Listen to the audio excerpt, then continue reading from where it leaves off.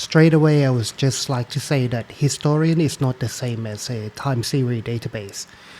They both store and retrieve time series data, but they serve different needs. A historian does more than what the time series database does. Every historian can act as a time series database, but not every time series database can act as a historian. Time series database just focus on the storing of raw data, and they make it efficient, while historian have built-in tools for industrial application. So time series storage is just one piece.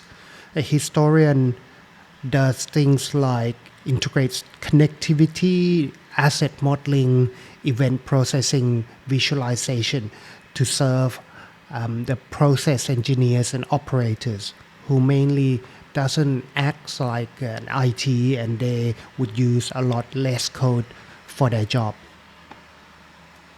I think the confusion in the recent trends are that people are using time series database as the backend of a historian, and they build the historian functionality on top of those time series database.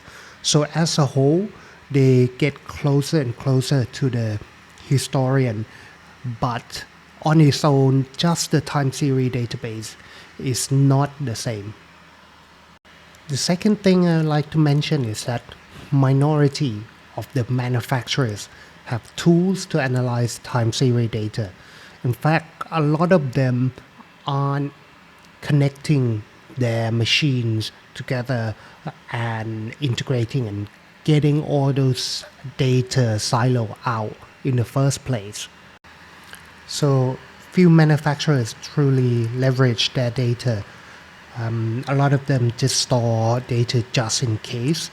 They come back and they look at it once in a while, but they don't actually do the analytics, visualization, contextualization. So a lot of the data remains underutilized.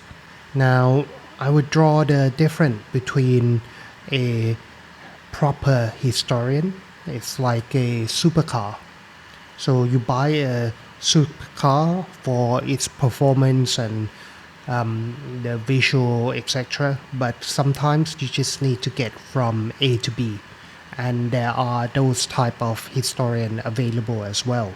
While a lot of the manufacturer can't afford or don't see the value in it for the supercar option, rightly so, they continue to rely on basic logs, scatter trends, or manual analysis, which is different from getting a historian that can go from A to B, but is still efficient enough for them to utilize the data.